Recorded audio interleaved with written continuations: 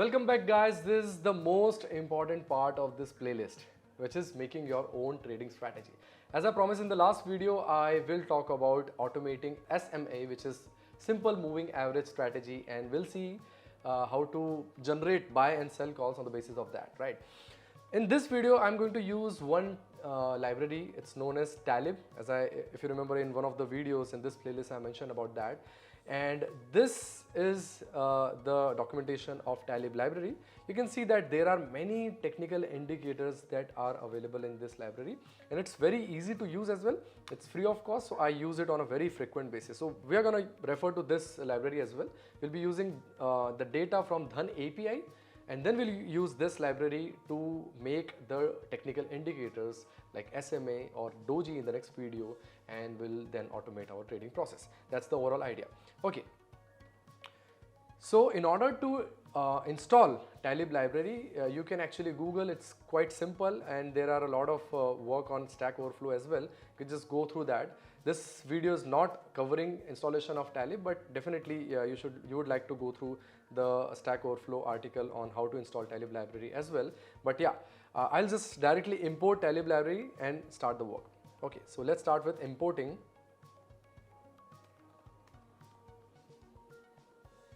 Talib library. I'll also import NumPy library, which is actually a very important library for doing vectorial mathematical calculations. So I'll just do NumPy as NP, and if you remember, we have already extracted 1 minute time interval historical data, and the name of that particular, I'll just go to that point where we extracted the historical data on a 1 minute basis. So here you can see in one of the videos in my playlist, I already mentioned this thing. So I'm going to use this variable directly in this video. If you are confused on how to get this data, just please refer to my historical data extraction video. So yeah, I'll just copy this intraday df. I'll come back to this one. Let's see what do we have here. If I run this particular cell, I will have the entire data frame of historical data on 1 minute intervals, right? So I'm going to use this one only to make SMA technical indicator as well. So if I do talib.sma and provide intraday df close as an input and the time period of 14, for example, if you run this, we should get the SMA for time period 14, right? So let's do one thing. Let's make another column for this particular SMA, and let's make two different SMAs, slow SMA and the fast SMA. So I'll put it a different column in the data frame that we have already created. So intraday df, and then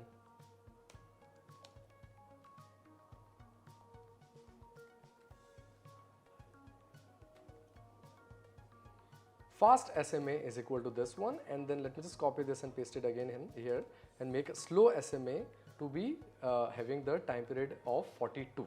So we run this particular cell, and let's see if we run.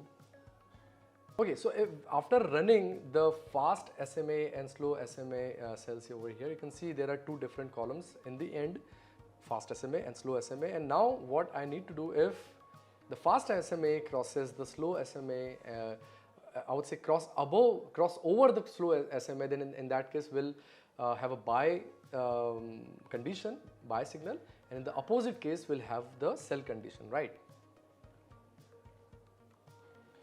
So in this data frame, let's just remove some this NA number here. So this one, drop NA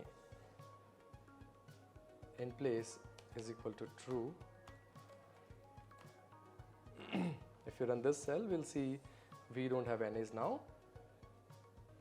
Now I've written a couple of lines here where I have actually provided another column which is signal and provided value of 0.0 for the entire column, and now I'm changing it where intraday fast SMA is more than intraday slow SMA, then make it 1, otherwise keep it 0.